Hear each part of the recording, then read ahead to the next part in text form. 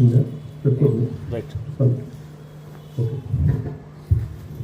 నమో భగవతి వాసుదేవాయ. మరి 24 లక్షల జీవరాశుల్లో మరి మానవ జన్మ చాలా అత్యున్నతమైనటువంటి జన్మ, అపురూపమైనటువంటి జన్మ, అద్వితీయమైనటువంటి జన్మ అని చెప్తారు. ఎందుకు అంటే మానవుడిగా పుట్టిన తర్వాత మరి మహోన్నతమైనటువంటి జన్మను సాధించడానికే ఈ జన్మను భగవంతుడు మనకి ఇచ్చినాడు. లేదా ఏదో ఒక బల్లిగానో పిట్టగానో పక్షిగానో మనం పుట్టేటువంటి వాళ్ళు ఎన్నో పుణ్యాలు చేస్తే తప్ప మానవ జన్మ లభించదు.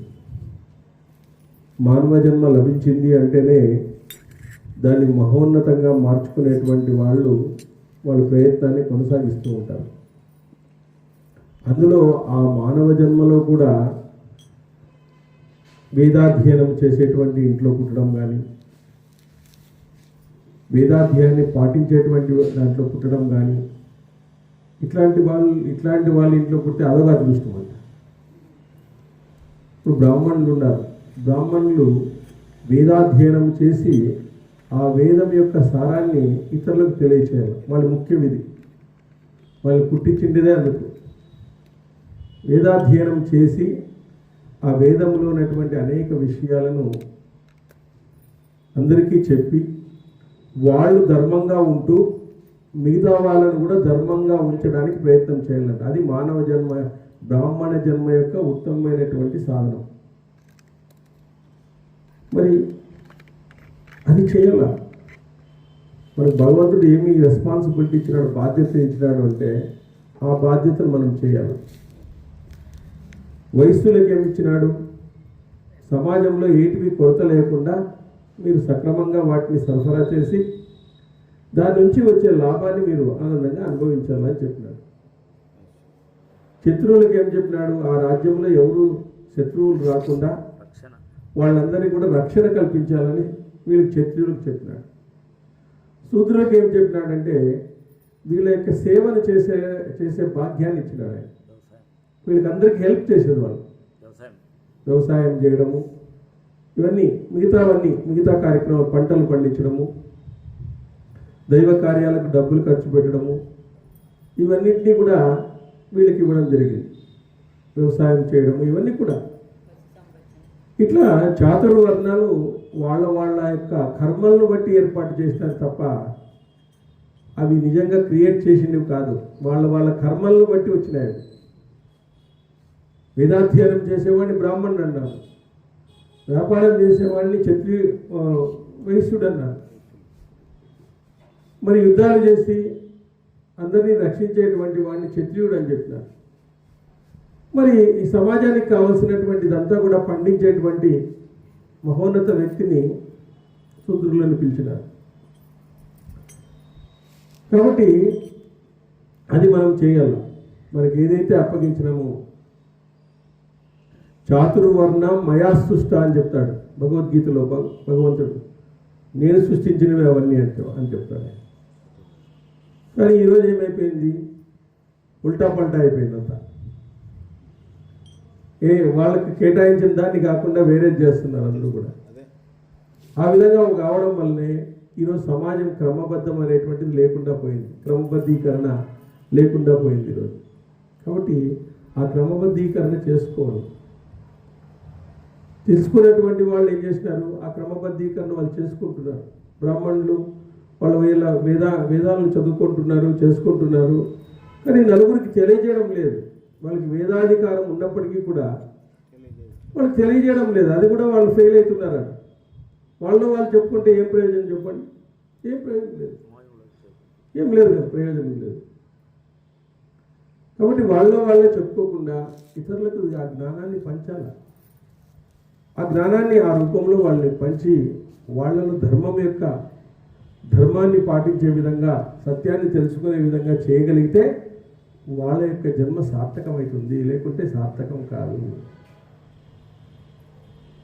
కాబట్టి మానవుడిగా పుట్టినటువంటి ప్రతి ఒక్కరూ కూడా వాళ్ళ వృత్తి ధర్మాన్ని ఎరిగి ఈ విధంగా ప్రవర్తించకపోతే ఇది కూడా పాపమే అని చెప్తుంది. ధర్మశాస్త్రం ఏం చెప్తుందంటే ఇది కూడా పాపమే. నీ వృత్తి కాకుండా ఇంకో వృత్తిని నువ్వు చేపట్టి ఈ విధంగా ఉండడం వల్ల అది కూడా పాపమే అని చెప్తున్నారు.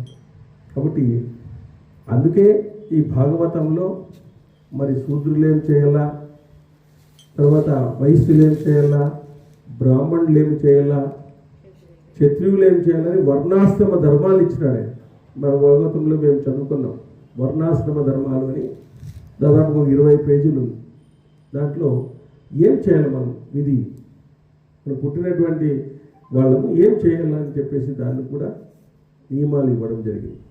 కానీ ఈరోజు శాస్త్రం ప్రకారం మనం జీవించడం లేదు కాబట్టి ఉల్టా పల్టా అవుతుంది. మనకి ఏమీ తెలియడం లేదు, శాస్త్రం ప్రకారం జీవించడం లేదు, మనకు కొత్తగా ఫాలో అయ్యేటువంటి ఛాన్సు లేదు. శాస్త్రం ప్రకారం అన్నా జీవిస్తావా లేదు, పెద్దలు చెప్పినట్లన్నా జీవిస్తావా లేదు, లేదా గ్రంథాలు చెప్పినట్లన్నా జీవిస్తున్నావా లేదు. ఈరోజు చూడండి జీవిస్తున్నాం కానీ జీవించడం లేదు, బ్రతుకుతున్నాం అంతే. మనం జీవించడం లేదు, మనం బ్రతుకుతా ఉన్నాం అంతే. మన ఆయుష్ ఉండే వరకు బ్రతుకుతా ఉన్నాం. ఏం చేయాలో తెలియదు, ఏం చేయాలో తెలియదు, ఏం చదువుకోవాలో తెలియదు, ఏం శాస్త్రం చేసుకోవాలో తెలియదు, ఎవరితో పొందాలో తెలియదు. శ్రీకృష్ణ భగవానుడు అంటాడు భగవద్గీతలో, తద్విద్ది ప్రణిపాతేన పరిప్రశ్నేన సేవయా. పెద్దల్ని వెళ్ళి పరిప్రశ్నలు వెయ్యి. తద్విద్ది ప్రణిపాతేన పరిప్రశ్నేన సేవయా ఉపదేక్షంతుతే జ్ఞానం జ్ఞానిన సత్వదర్శన అంటాడు. అంటే పెద్దవాళ్ళ దగ్గరికి పోయి పరిప్రశ్నలు వెయ్యవయ్యా. నేనెవరు, నేను ఎంతకాలం ఉంటాను, నేను ఎక్కడి నుంచి వచ్చినాను, నేను చేయవలసిన పనేమి, తర్వాత ఎక్కడ పోతాను, దానికి ఉండే ఆటంకాలేవి, ఈ ప్రశ్నలు పరిప్రశ్నలు అంటారు. ఈ ప్రశ్నలు వేసి సమాధాన్ని రాబట్టుకొని నీ జీవితాన్ని ఉన్నత గతిలోకి మార్చుకోని చెప్తారు. వాల్మీకి మహర్షి కూడా అదే కదా, పరిప్రశ్న అడిగినాడు ఆయన, నారదుని ప్రశ్నించినాడు. పరిప్రశ్న అంటే అది. అందుకే భగవద్గీతలో అర్జునుడికి చెప్తాడు, అర్జునుడికి చెప్పి పరిప్రశ్నలు వేయవయ్యా, నువ్వు వేస్తే కదా చెప్పేది, నువ్వు నేను చెప్పేది అని చెప్పేసి ఆ విధంగా తద్విద్ది ప్రణిపాతేన పరిప్రశ్నేన సేవయా ఉపదేక్షత్రియే జ్ఞానం జ్ఞానిన సత్వదర్శన అని చెప్తారు. కాబట్టి అలాంటి పరిప్రశ్నలు వేయడం ద్వారా మనలో ఆ జ్ఞానం యొక్క జిజ్ఞాసను కలిగి మనలో జ్ఞానం అనేటువంటిది ఉద్భవిస్తుంది. మరి అట్లాంటి గ్రంథాలు చదవకపోతే అన్నమాచార్య లాంటి, వేమన లాంటి వాళ్ళు చాలా సులభంగా చెప్పినారు శాస్త్రం యొక్క సారాంశాన్ని. దాన్నన్నా చదువుకుంటున్నావా? అన్నమాచార్యులు అంటారు, ఇతరములన్నీ ఎన్నటి ఎందులకు, ఇతరములన్నీ ఎందులకు, ఇతరములన్నీ ఎందుకయ్యా, మతి భ్రమణమును పోగొట్టే వరము తీసుకో అని చెప్తాడు. మతి చెలించేటువంటి వరం, మతి చెలించకుండా కావలసినటువంటి వరాన్ని తీసుకో అంటాడు. మతి చంచలము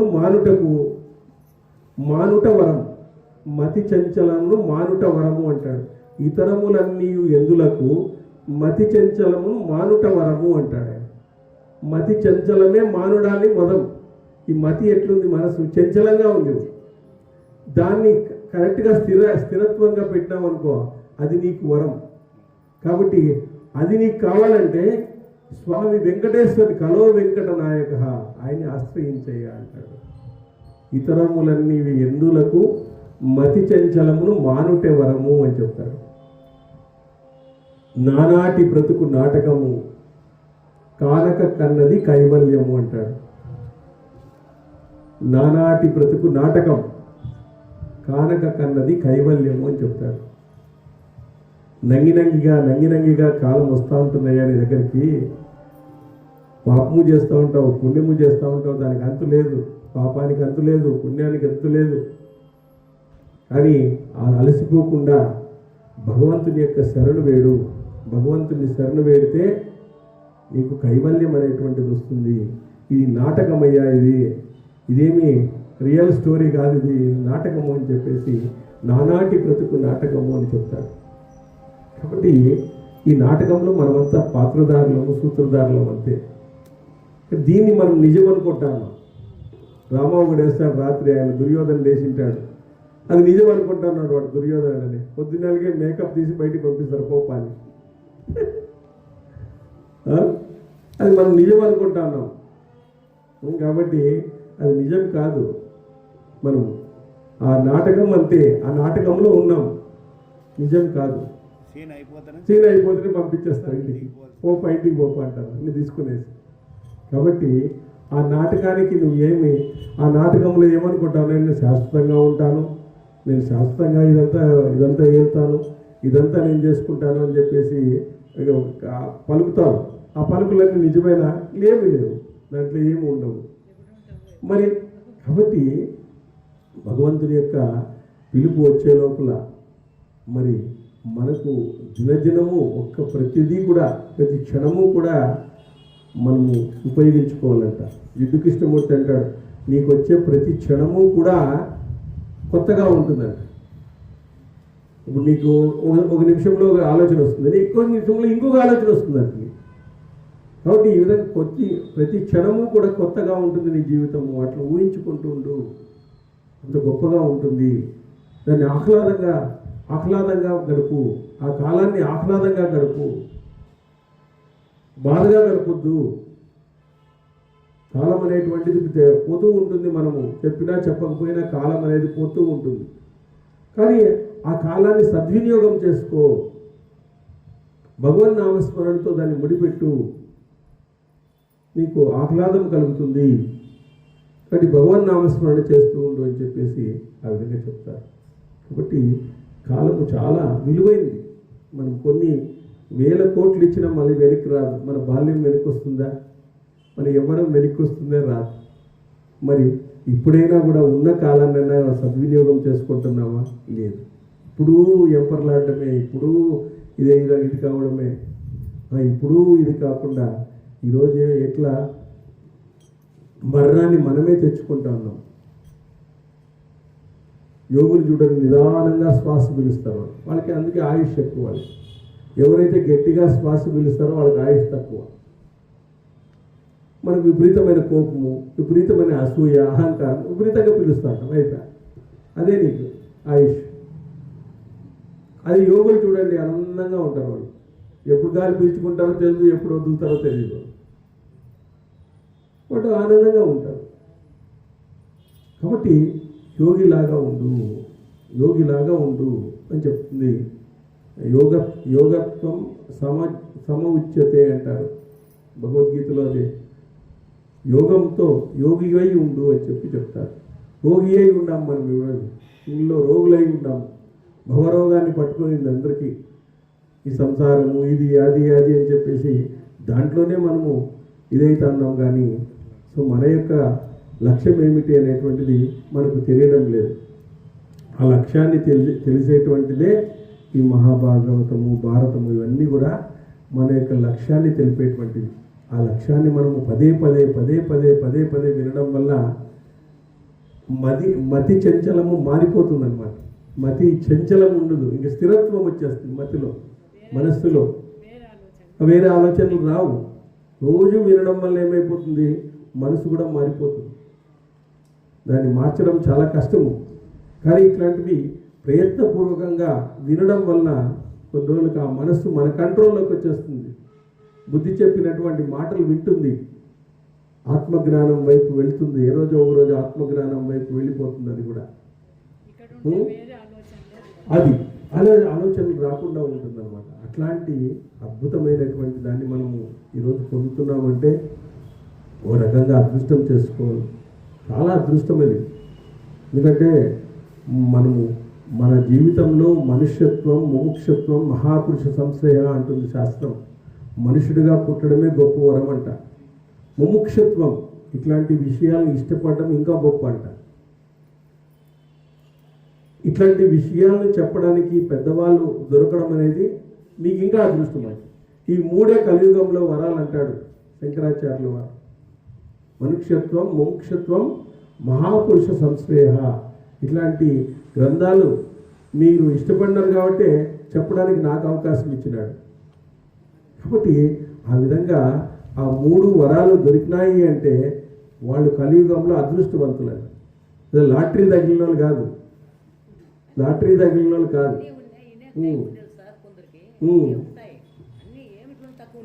అది అట్లా లాటరీ తగిలిన వాళ్ళు కాదు. ఒక ఆయనకి బాగా లాటరీ తగిలిందంట. లాటరీ తగిలితే ఆయన విపరీతంగా కింద మీద పడిపోతున్నాడంట. డాక్టర్ దగ్గర పిలిచిపోయినాడంట ఆయన. డాక్టర్ ఏమ్మా అంటే లాటరీ తగిలింది అన్నాడు. మరి లాటరీ తగిలింది అంటూనే ఎంత తగిలిందమ్మా అనంట. కొన్ని కోట్లు తగిలినాయంట ఆయనక. స్వామి ఈయన మామూలు వాడిని చేస్తే మీకు అర్థం ఇస్తామన్నట. డాక్టర్ చనిపోయారంట. లాస్ట్ వీళ్ళు మామూలు వాడిని చేస్తే డాక్టర్ వాడికి హార్ట్ అటాక్ వచ్చేసి అట్లుంది పరిస్థితి. మనకి వాడు పోలే, డాక్టర్ చనిపోయారండి. అన్ని కోట్ల అని చెప్పేసి అబద్ధం చూడలేదండి. అట్లుంది మన పరిస్థితి అన్నమాట. కాబట్టి ఇట్లాంటి అద్భుతమైనటువంటి విషయాలను మనం వినడం ద్వారా మనలో ఏకాగ్రత అనేటువంటి పెరుగుతుంది, మనసు యొక్క స్థిరత్వం లభిస్తుంది. ఆ విధంగా భగవంతుని పట్టుకునేటువంటి ప్రయత్నం కూడా మనకు లభిస్తుంది. మరి నిన్న మనము ధర్మరాజు రాజసూయ యాగం చేయాలని చెప్పేసి హరిశ్చంద్రుడు రాజసూయ యాగం ద్వారా ఇక్ష్వాకు వంశంలో గొప్ప ప్రసిద్ధిని సాధించినాడు. అట్లాంటి రాజసూయ యాగాన్ని నేను కూడా చేయాలి అని చెప్పేసి బలమైన సంకల్పంతో ఉంటాడు. అదేవిధంగా మంత్రులను, బ్రాహ్మణులను, సచివులను, రాజులను అందరినీ అడుగుతాడు. వాళ్ళందరూ కూడా మహారాజా చేయండి, ఇది రైట్ టైం, చాలా రైట్ టైం, మీకు బాగా అనుకూలంగా ఉంది. ఇప్పుడు అనేక రాజ్యాలన్నీ కూడా మీలో కలిసిపోయినాయి. అనేక మంది సామంత రాజ్యాలు ఉన్నారు. అనేక ధనరాశులు కూడా వచ్చింది. ద్రౌపదిని పెళ్లి చేసుకోవడం వల్ల ద్రుపద మహారాజు కూడా మీకు బంధువు అయిపోయినాడు. కాబట్టి ఇప్పుడు రైట్ టైం, మీకు అన్నీ కలిసి వచ్చినాయి, చేసేసేయండి అని చెప్పినాడు. అయినా ధర్మరాజు శ్రీకృష్ణుడిని శరణు వేడినాడు. శ్రీకృష్ణుడిని ఒకసారి అడుగుదాం, ఎందుకంటే మా ఫ్యామిలీకి ఆయనే ముఖ్యం. ఆయనతో చెప్పకుండా మేమేమీ చేసేది లేదు. కాబట్టి శ్రీకృష్ణుడిని శరణు వేడినాడు. శ్రీకృష్ణుని దగ్గరికి వెళ్ళి తన కోరికను వెలబుచ్చినాడు ధర్మరాజు. అప్పుడు శ్రీకృష్ణుడు చెప్తున్నాడు, శ్రీకృష్ణుడు మాట్లాడుతున్నాడు. సర్వేస్ రుణై మహారాజా రాజసూయాగం త్వమర్హసి జానస్యేన సర్వే కించిత్ వక్ష్యామి భారతాః అంటున్నాడు. మహారాజా, నువ్వు సర్వగుణవంతుడవు, రాజసూయ యాగం చేయదగిన వాడు. ఆయన కూడా గ్రీన్ సిగ్నల్ ఇచ్చేసినాడు.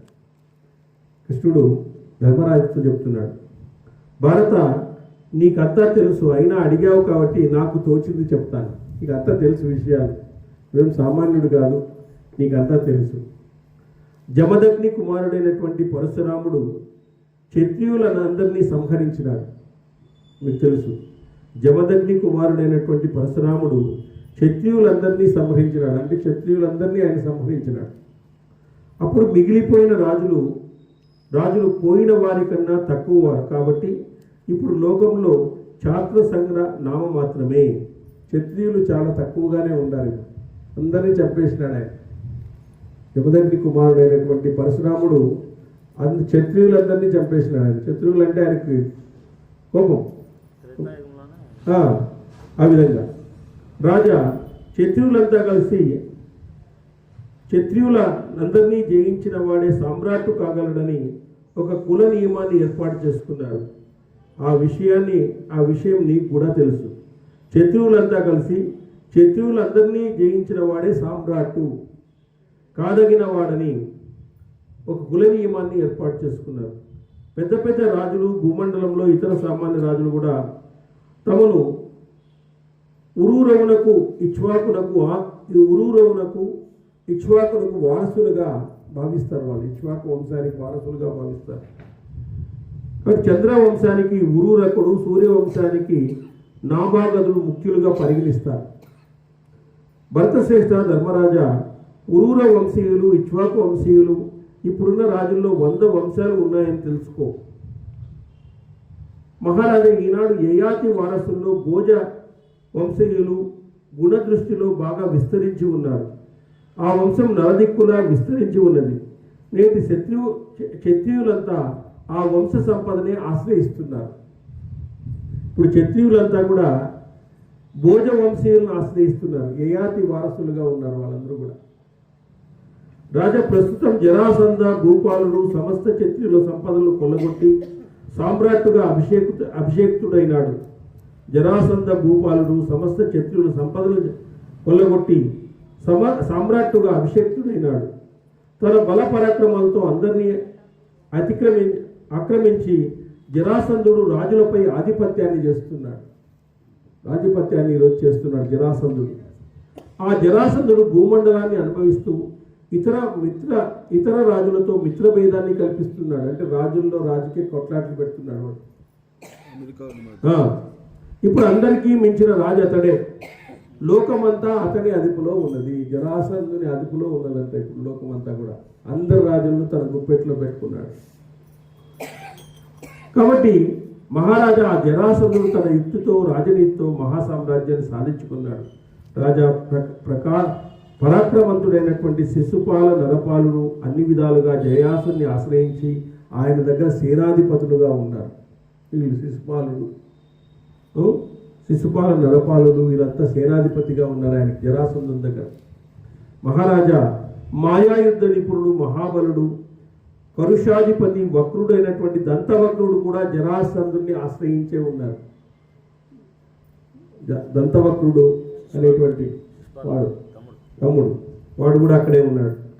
అంతేగాక మహాబలాక్రమంతులు మహాత్ములైన హంస దిండిపకులు పరాక్రమశాలి అయిన జరాసంధుడిని ఆశ్రయించి ఉన్నారు. అనేక వంశాలన్నీ కూడా వాడినే ఇప్పుడు ఆశ్రయించి ఉన్నాయి. వాడే హీరో అయిపోయినాడు పూర్తిగా. కరుషాది దేశాధిపతి దత్తవక్రుడు కరబుడు మేఘనాథుడు దివ్య మణిమయ కిరీటాలను శిరసా ధరిస్తూ కూడా జరాసంధుని తమ శిరోమణిగా భావిస్తున్నారు.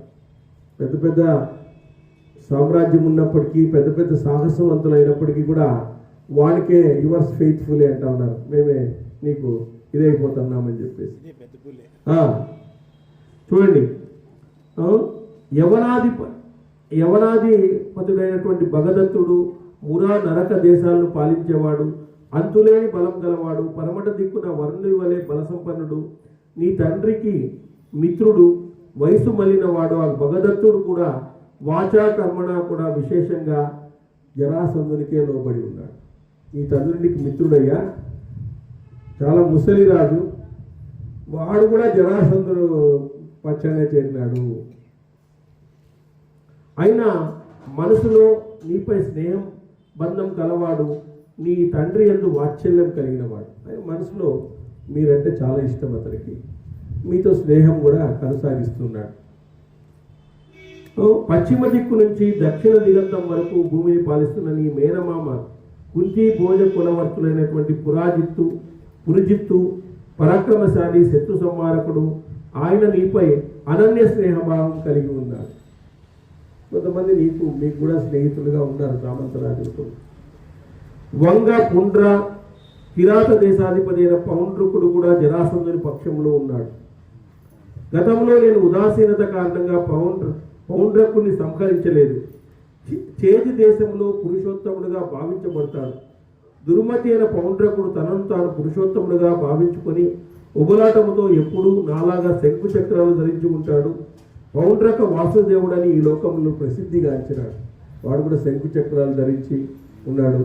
పౌండ్రక వాసుదేవుడు అని ప్రసిద్ధి పొందినాడు వాడు కూడా. మహారాజా భూమండలంలోని 4వ భాగానికి రాజు ఇంద్రుడు మిత్రుడు బలశాలి అయిన అస్త్ర విద్యా బలంలో పౌండ్ర క్రత కైసిక దేశాలను జయించినటువంటి పరశురాముని వంటి సోదరుడు గలవాడు. సూర్యుడు శత్రు సంకర్త అయినటువంటి భీష్మకుడు కూడా జరాసంధుని భక్తుడే. భీష్మకుడు అనేటువంటి వాడు కూడా జరాసంధుని పక్షాన ఉన్నారు. ఈ విధంగా బంధువులైన మేము ఎల్లప్పుడూ వినయంగా ఎంత అనుకూలంగా ప్రవర్తించినా మా శత్రువులతో చేయి కలిపిన ఆ భీష్మకుడు మమ్ము తన వారిగా భావించడు కదా. మాకెంత బంధుత్వం ఉన్నప్పటికీ కూడా శత్రుపక్షంలో ఉన్నాడు. వాడు మమ్ములను తన వారినిగా భావించాడు. శత్రుపక్షంలో ఉండేవాడు మనల్నే టార్గెట్ చేస్తాడు. కాబట్టి రాజా ఆయన తన బలాన్ని తన వంశాన్ని కూడా పరిగణించగా జరాసంధుని యశోదీప్తిని చూసి ఆయన పక్షాన చేరేసినాడు. భీష్మకుడు అనేటువంటి వాడు. చూడండి, రాజా ఉత్తర దిక్కున్న 18 భోజ వంశాలు కూడా జరాసంధుని చూసి భయపడి పడమర దిక్కును ఆశ్రయించినాయి. చూడండి, సూరసేనులు, భద్రకారులు, భోజులు, శాల్వులు, సుశస్తకులు, సుకుట్టులు, కులిందులు, కుంతులు, సెల్వారాయనులు తమ సోదరులతో సేవకులతో కలిసి దక్షిణ దిక్కుకు పారిపోయినాడు. జరాసంధుని చూసి మేఘ కూర్చున్నాడు వీడు. దక్షిణ పాంచాల దేశంలోను కుంతి ప్రదేశంలోనూ ఉన్న క్షత్రియులు, కోసలులు, మక్ష సంయాది రాజులు జరాసంధునికి భయపడి ఉత్తర దిక్కును పరిగెత్తిపోయినారు. కొంతమంది పడమరకు పరిగెత్తిపోయినారు, కొంతమంది ఉత్తర దిక్కుకు పరిగెత్తిపోయినారు, కొంతమంది దక్షిణానికి పరిగెత్తిపోయినారట. వీనిని కాట తట్టుకోలేక ఈ జరాసంధుడు. అదే రీతిగా పాంచాల రాజులందరూ జరాసంధునికి భయపడి తమ రాజ్యాలను వేచి సర్వదిక్కులకు పరిగెత్తిపోయినారట. అన్ని దిక్కులకు, ఆ దిక్కు దిక్కితే ఆ దిక్కులోకి వెళ్ళిపోయినారట. కొంతకాలం క్రితం బుద్ధిహీనుడైన కంసుడు యాదవులను మజించి జరాసంధుని కుమార్తెనిద్దరిని వివాహం ఆడినాడు. చూడు, వాడు వచ్చినాడు, ఎంటరింగ్ అయినాడు కంసుడు. కాబట్టి బుద్ధిహీనుడైన కంసుడు యాదవులను మదించి జరాసంధుని కుమార్తెనిద్దరిని వివాహం ఆడినాడు. వారి పేర్లు అస్థి, ప్రాప్తి. వారు సహదేవుని చెల్లెళ్ళు. కృతామతి అయినటువంటి కంసుడు జరాసంధుని బలముతో తన వారందరినీ పరాభవించి అందరికైనా పైకి వెళ్ళాడు. కంసుడు చేసిన పెద్ద అత్యాచారం ఇది. దుర్మార్గుడైన కంసుడు పీడించగా భోజరాజ వంశీయుడైన పెద్దలు జ్ఞాతి సంరక్షణకై నన్ను అభ్యర్థించినారు. అప్పుడు నేను ఆ మునికి కుమార్తె అయిన సుతనువు వివాహాన్ని అక్రూరునితో జరిపించినాను. అక్రూరుడు శ్రీకృష్ణుని యొక్క భక్తుడు. ఆయన కంసుడిని సంహరించడానికి శ్రీకృష్ణుడు వెంట వెళ్తాడు. అక్రూరు మంత్రి. బలవంతుని సహకారంతో జ్ఞాతి రక్షణ కార్యక్రమాన్ని ముగించాను. నేను బలరాముడు కంసుని సునాముని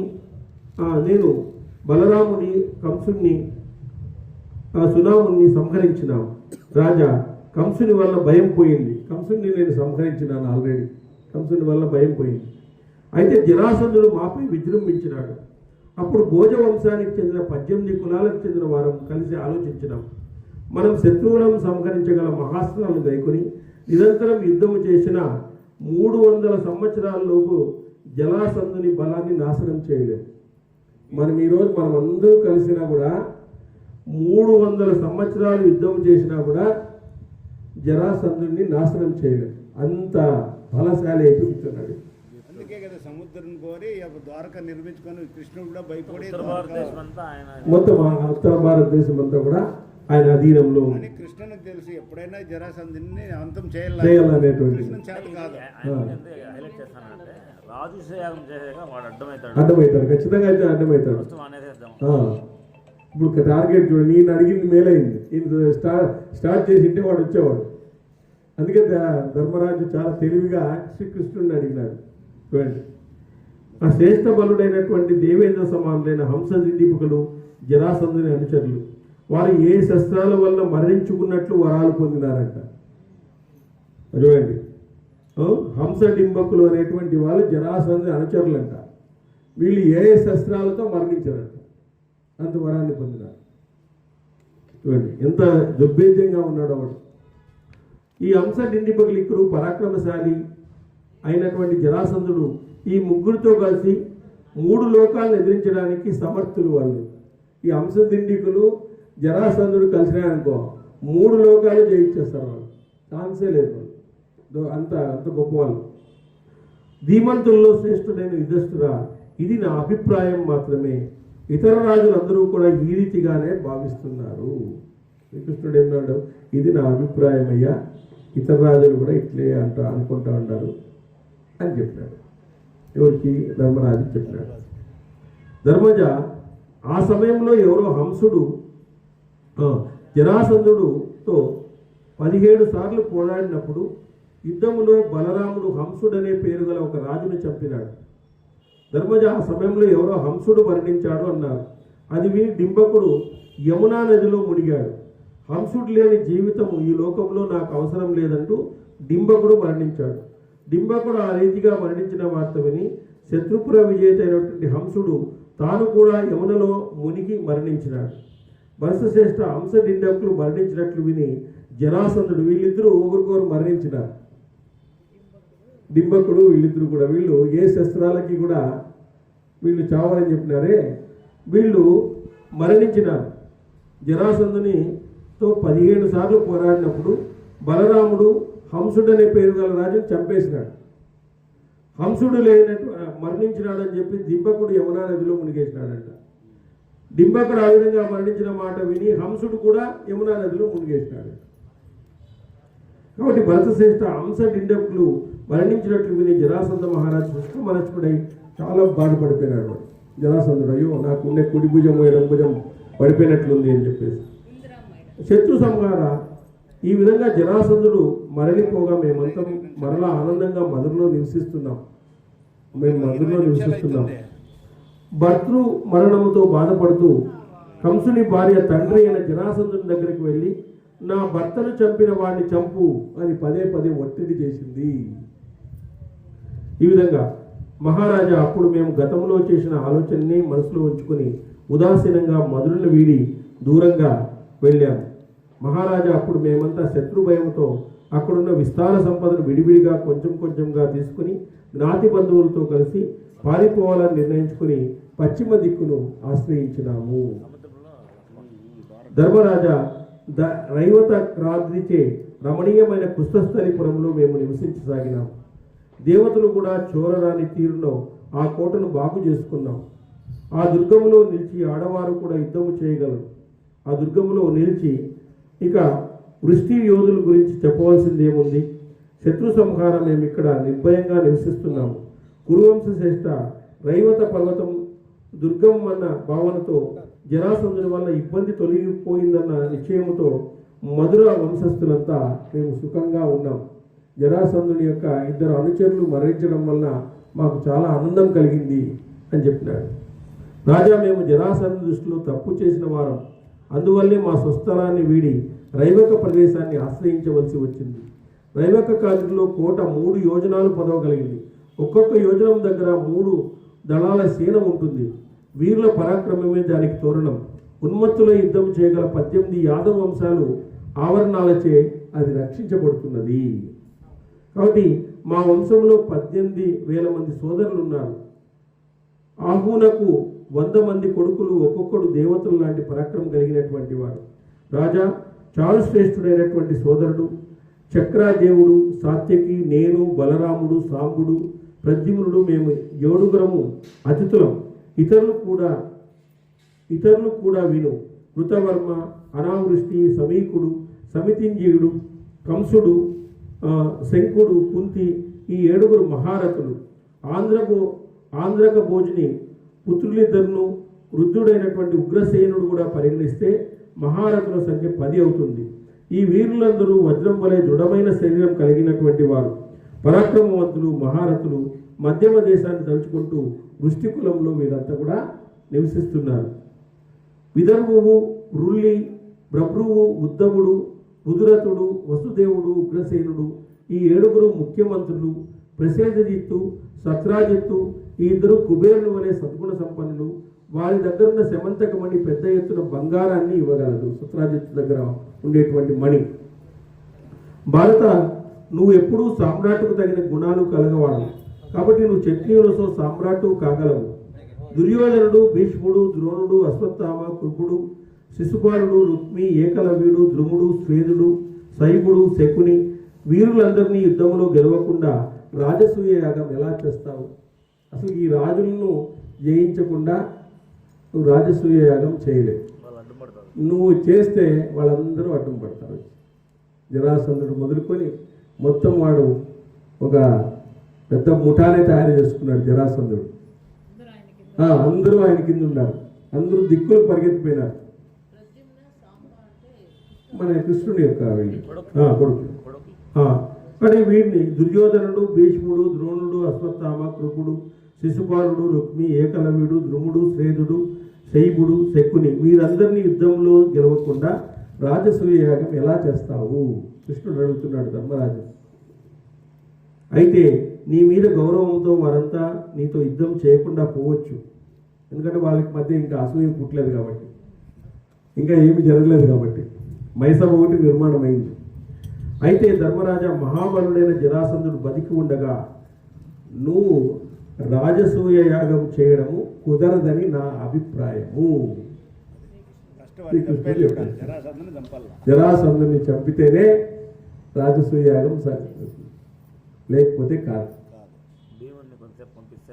అది కాబట్టి సింహము పర్వత గుహాల్లో ఏనుగును బంధించినట్లు జరాసంధుడు రాజులందరినీ గెలిచి గిరివ్రజపృతంలో బంధించినాడు. అందరు రాజుల్ని బంధించేసినాడు వాడు. కాబట్టి అరిందమ రాజశ్రేష్ఠ, జరాసంధ మహారాజు మహాత్ముడు, ఉమాపతి అయిన పరమశివుని గురించి తీవ్ర తపస్సు చేసి విశేష శక్తిని పొంది రాజులందరినీ గెలిచినాడు. వీడు అందులో భక్తుడు కూడా, శివుని యొక్క భక్తుడు. ఈ మొత్తం వీళ్ళంతా రాక్షస బ్యాచ్ కంతా ఈయనే మొత్తము శివుడే. వాళ్ళకి రాక్షసుల బ్యాచ్లకంతా ఈయనే పూర్తి అభయం ఇస్తాడు. ఏమైనా చేసుకుంటే మీ ఇష్టం చూడండి అంటాడు. ఇచ్చాకే ఇచ్చేస్తాడు, అందరికి ఇచ్చేస్తాడు ఆయన. బ్రహ్మన్న కొన్ని కండిషన్స్ పెడతాడు, ఈయన ఏం కండిషన్ పెట్టాడు, తథాస్తు, కానీ మీ ఇష్టం సరిగా వాడుకోండి, వాడుకోకపోతే వెళ్ళిపోతారు అని చెప్తాడు. ఆ విషయం అయితే చెప్తాడు, ఇచ్చేసినాను వరము, అటు సరిగా అయితే వాడుకోండి దాన్ని. మళ్ళీ మీరు దుష్ట కార్యాలకు వినియోగించినారా వేసేస్తారు ఎవరో గురించి అని చెప్తాడు. బ్రహ్మన్న కండిషన్స్ పెడతాడు. రావణాసురుడు అడిగినాడు కదా, నాకు మరణమే వద్దంటే అట్లా అయ్యాలి తప్ప మరణమే వద్దనేది లేదు, భూలోకంలో వచ్చినాక మరణించాల్సిందే, దీన్ని నువ్వు మార్చుకోవాల్సిందే అని చెప్పినాడు ఆయన. పరమశివుడు ఏం లేదు, ఇచ్చేసేదే టోటల్గా బోలాశంకర్ ఆయన ఇస్తాడనే వీళ్ళు ఆయన పక్కనే ధ్యానం చేస్తూ ఉంటారు. విష్ణువు దగ్గర ఎవరు పొందలేదు చూడండి, ఇది చేసినాడు. కాబట్టి తీవ్ర తపస్సు చేసి విశేష శక్తిని పొంది రాజులందరినీ గెలిచినాడు వీడు. రాజులందరికీ బలి ఇచ్చి యాగం చేయాలనే సంకల్పం ఉందంట వాడికి, ఈ రాజుల్ని బలి ఇవ్వాలనే. చూడప్ప ఎట్లా వాడు. ఆ జరాసంధుడు యుద్ధానికి వచ్చిన రాజులందరినీ ఓడించి గిరిరాజపురంలో బంధించి గిరివజ్రపురాన్ని పురుష వజ్రపురంగా చేసేశాడు. మహారాజా, ఆ సమయంలో మేము కూడా జరాసంధునికి భయపడి మధురను వీడి ద్వారకాకు వచ్చేసినాము. కృష్ణుడు మేము కూడా భయపడి వచ్చేసినాము. అసలు మేము కూడా వచ్చేసినాము. మధురను వీడి ద్వారకాకు పరిగెత్తి అసలు అతనితో యుద్ధం చేయాలంటే 300 సంవత్సరాలు చేసినా ఆయన సైన్యాన్ని నువ్వు చంపలేవు అంటాడు ఆయన జరాసంధుడిని. నువ్వు ఒకవేళ యుద్ధం చేస్తే అతని దగ్గర 300 సంవత్సరాలు యుద్ధం చేసినా ఆ సైన్యాన్ని నువ్వు చంపలేవు, అంత బలంగా ఉన్నాడు వాడు.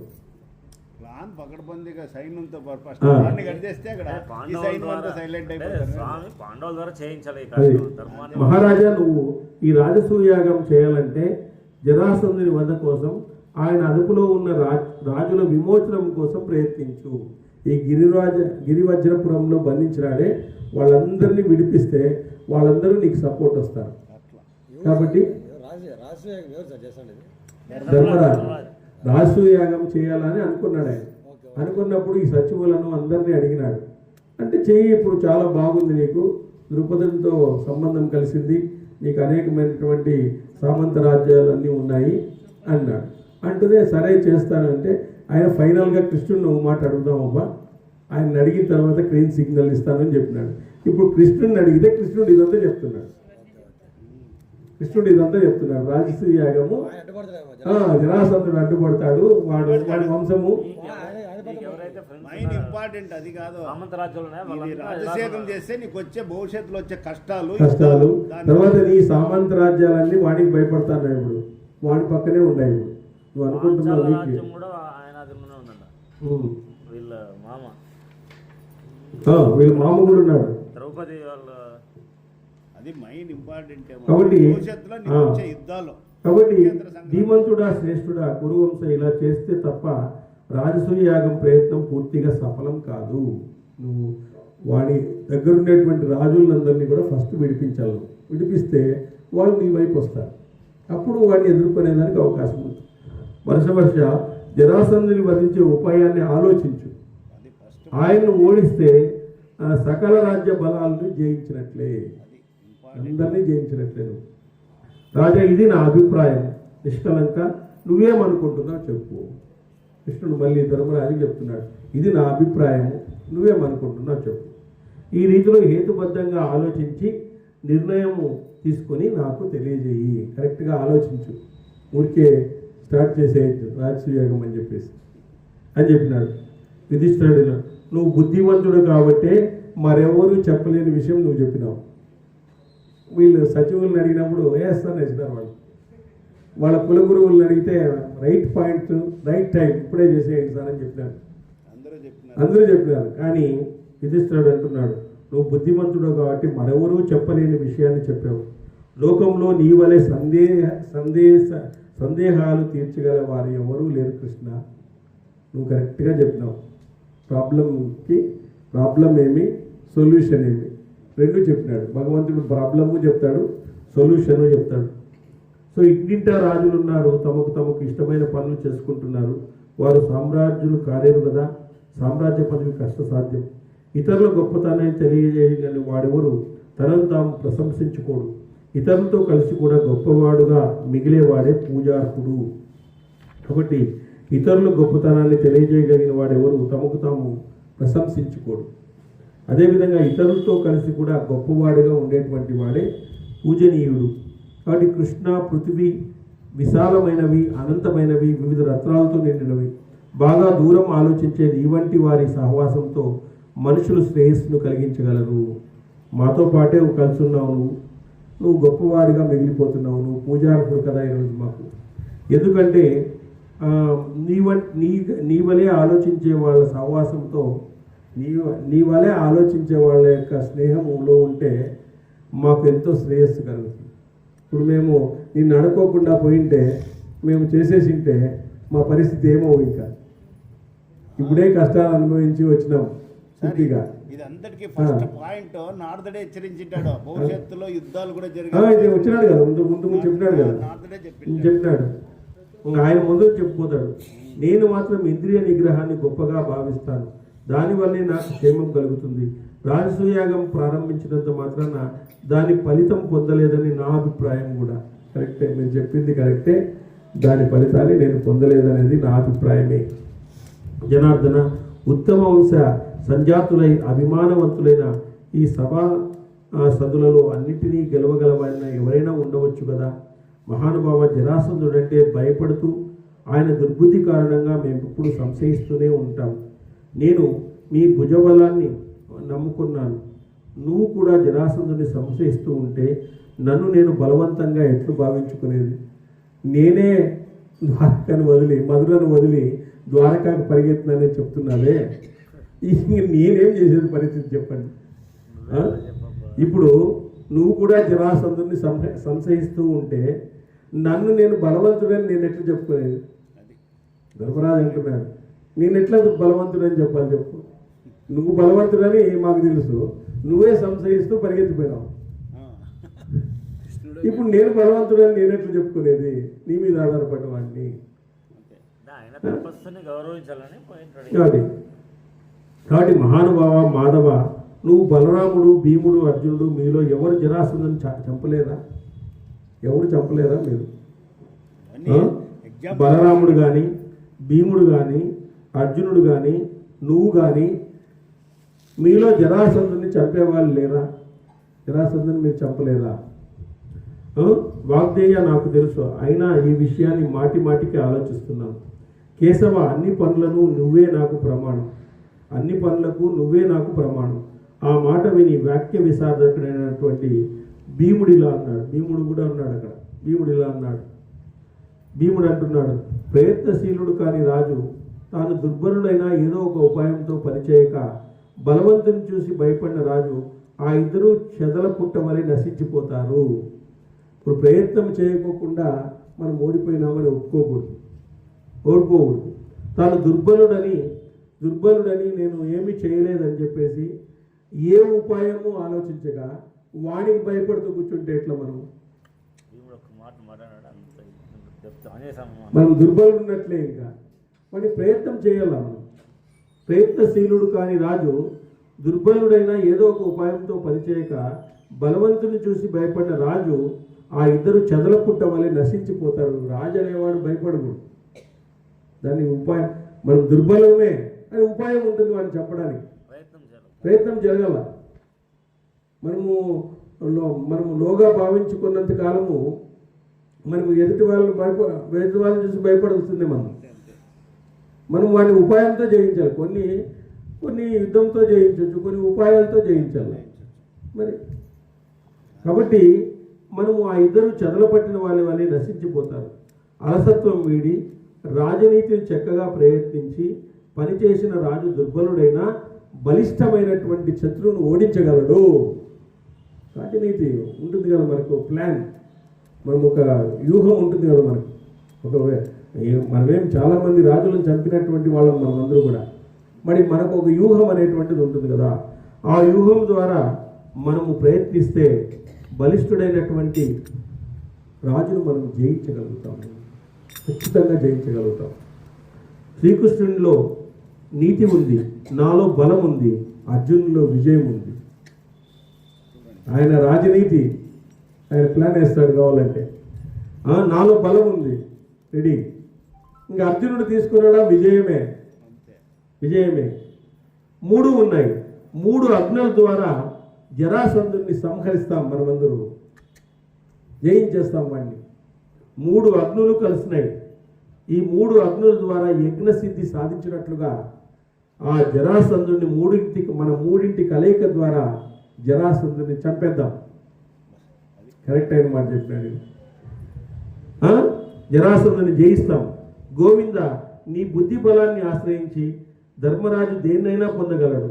నువ్వు మమ్మల్ని ఎప్పుడూ ఆశీర్వదిస్తా ఉండు. గెలుపు మా వైపు ఉంటుంది. నువ్వు ఎప్పుడూ కూడా కాపాడుతూ ఉండు, గెలుపు మాదే అని చెప్పేసి ఆ విధంగా చెప్పినాడు భీముడు.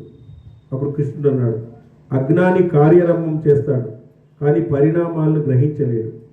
అజ్ఞాని అనేటువంటి వాడు ఏం చేస్తాడు, కార్యాన్ని స్టార్ట్ చేసేస్తాడు కానీ కాన్సిక్వెన్సెస్, దాని పరిణామాల్ని ఆలోచించాడు. కాబట్టి స్వప్రయోజన పరాయణమైనటువంటి మూఢ శత్రువును వీరులు సహించరు. యవనాశ్వర కుమారులు మాందాత శత్రువులను గెలిచి భగీరథుడు ప్రజాపాలన చక్కగా చేసి కార్తవీర్యుడు తపోబలాన్ని బట్టి భరత మహారాజు బలాన్ని బట్టి సామ్రాట్టులైనారు. వాళ్ళందరూ కూడా గొప్పవాళ్ళు ఎందుకైనారు అంటే యవనాశ్వ కుమారుడు మాందాత శత్రువులను గెలిచినాడు. భగీరథుడు ప్రజాపాలన చక్కగా చేసినాడు. కార్తవీర్యుడు తపోబలాన్ని బట్టి భరత మహారాజు బలాన్ని బట్టి సామ్రాట్టులైనారు. వాళ్ళందరూ కూడా ఒక్కొక్క దాంతో వాళ్ళు సామ్రాట్టులుగా వాళ్ళందరూ కూడా మారినారు. సమృద్ధి బలంతో మరుత్తుడు సామ్రాట్ అయినాడు. ఇంతవరకు ఈ 5గురు మాత్రమే సామ్రాట్లుగా వింటున్నాం. యుధిష్ఠిర, వీరంతా ఒక్కొక్క గుణంతో సామ్రాట్లైనారు. నువ్వు సర్వగుణాల సామ్రాట్ కాబోతున్నావు. సామ్రాజ్య పదవికి అవసరమైన శత్రు భయం, ప్రజాపాలనం, తపశ్శక్తి, ధన సమృద్ధి, రాజనీతి నీ దగ్గర ఉన్నాయి. అయితే వరషస్ప, నీ దారికి అడ్డంగా బృహద్భతుడు, జరాసంధుడు ఉన్నారు. నువ్వేమి వాళ్ళు ఒక్కొక్క గుణంతో అయితే నువ్వు సర్వ లక్షణాలతో సామ్రాట్టుగా ఉన్నావు. దాంట్లో తప్పేం లేదు. రాజనీతిలో ఉన్నావు, యుద్ధము చేయగలుగుతున్నావు, ప్రజలను ప్రజారంజకంగా పరిపాలించినావు. అన్నీ నీలో ఉన్నాయి, అన్నీ ఉన్నాయి. బృహద్భసుడు కుమారుడైనటువంటి జరాసంధుడు ఉన్నాడు నీ దానికి అడ్డంగా, అది గ్రహించు. క్షత్రియుల్లోని 100 వంశాలు జరాసంధుడిని అనుసరిస్తున్నారు. వాడు ఒకడే కాదు, వాడు సైన్యం. వాడు 100 వంశాలు వాడు ఎన్నుకుంటాయి. 100 వంశాలు అయినా ఆయన తన బలముతోనే సామ్రాజ్య పాలన చేయగలిగినాడు. రత్నరాశులు గల రాజులు జరాసంధుని సేవిస్తూనే ఉన్నారు. అయినా దానితో ఆనందించిన జరాసంధుడు వివేక శూన్యుడై దుర్మార్గాన్నే స్వీకరిస్తున్నాడు. ఇప్పట్లో జరాసంధుడు ప్రధాన పురుషుడై అభిషక్తుడైన రాజులందరినీ బలపూర్వకంగా బందీలుగా పెట్టుకున్నాడు. రాజులందరినీ కూడా ఆయన బంధించని రాజు ఇంతవరకు లేడంట. అందరినీ బంధించేసాడు. అన్ని దిక్కుల రాజుల్ని బంధించేసినాడు. నీకు కైండ్ ఇన్ఫర్మేషన్ చెప్తాను. అన్ని దిక్కుల రాజుల్ని బంధించేసినాడు. మిగతా వాళ్ళు దిక్కుల కోరు పారిపోయినారు. బంధించని రాజులు దిక్కుల కోరు పారిపోయినారు. ఈ రీతిగా జరాసంధుడు 100 వంశంలో ఎవరో ఒకరిని తప్ప అందరినీ లొంగ తీసుకున్నాడు. కౌంతేయ బలహీనుడనే ఏ రాజు ఆయన్ని ఎదిరించగలిగినటువంటి సాహసం చేయలేడు. సాహసం చేయగలడు. ఇంతమందిని 100 వంశాలను తన దగ్గర ఉంచుకొని ఇంత పెద్ద ఆర్మీ కలిగినటువంటి వాడిని మనం డైరెక్ట్గా ఎదిరించడం అంటే చాలా కష్టం. భరతశ్రేష్ఠ, పరమేశ్వరునికి బలి ఇవ్వడానికైనా రాక్షసులు తన రుద్ర మందిరంతో బంధించి జరాసంధుని వారికి సంప్రోక్షణ మార్జానాలు జరిపి జంతువుల వలె సిద్ధంగా ఉంచినాడంట. పరమేశ్వరునికి బలి ఇవ్వడానికి వాళ్ళందరినీ బంధించలే కాకుండా బలిస్తాడు. వారి జీవితం మీద ప్రేమను కూడా కోల్పోయినారు. మాది అయిపోయిందప్ప, దీని చేతిలో దొరికినామంటే ఇంక మేము చావాల్సిందే అని చెప్పేసి వాళ్ళ జీవితం మీద ఇది కోల్పోయినారు. క్షత్రియులకు యుద్ధంలో ఆయుధం ద్వారా మరణమే సత్కారం. కాబట్టి మనం జరాసంధుని ద్వంద్వ యుద్ధంలో చంపుదాము. ద్వంద్వ యుద్ధం చేద్దాం మన దగ్గర. అట్లయితే కొంతవరకు చంపడానికి అవకాశం ఉంది. జరాసంధుడు 86 మంది రాజ్యులను బంధించినాడు. మిగతా 14 మంది మాత్రమే బంధించిన తర్వాత మరీ క్రూరంగా హింసించినాడు వాళ్ళు. జరాసంధుడు ఈ ప్రయత్నాన్ని అరికట్టగలవాడు. ఉజ్వల కీర్తిని పొందగలడు. జరాసంధుని చేయించిన వాడే సామ్రాట్ అవుతాడు. మరి ద్వంద్వ యుద్ధంలో చంపుదాము అని శ్రీకృష్ణుడు మరీ విశదీకరించినాడు. జరాసంధుని యొక్క బలం గురించి బాగా విశదీకరించినాడు. మళ్ళీ జరాసంధుని గురించి మళ్ళీ ఆలోచన జరుగుతుంది. ఏం చేయాలని చెప్పేసి ఒక రాక్షసుని చెప్పాలంటే ఎన్ని ప్లాన్ లేదు చూడండి. సో అట్లా వాడి వీక్నెస్లు ఏమున్నాయి, వాడిని ఎలా చంపాలా, ద్వంద్వ యుద్ధం ద్వారా మనం చెప్పవచ్చు అని చెప్పినాడు. అది ఎట్లా అనేది ఇంకా చెప్పలేదు. సో నిరక్షర పదభ్రష్టం మాత్రాహీనం తెలుసుకోవే సర్వేదేవ నారాయణ నమోస్తే. పాండవ కుమారులను తెలియకూడదు, ఇట్లా రాజులను తెలియకూడదు. ఎవరు అనామకుని చేతిలో జరాసంధుడు చచ్చిపోయినట్లా కావాలా, అది ద్వంద్వయుద్ధం. Okay okay. బ్రాహ్మణులుగా పోతాడు. సర్వమంగళ రామ సీతారామ రామ సర్వవినుత శాంతిదాత రామ రామ బాహు రామ రామ మనస్సునామి మోముజోతో రామ రామ సర్వమంగళ రామ సీతా రామ రామ సర్వవినుత శాంతిదాత రామ రామ నీవులే వేద బుద్ధి మాపి మాలో నిలుపుమాని జ్ఞాన సిద్ధి రామ రామ సర్వమంగళ రామ సీతా రామ రామ సర్వవినుత శాంతిదాత రామ రామ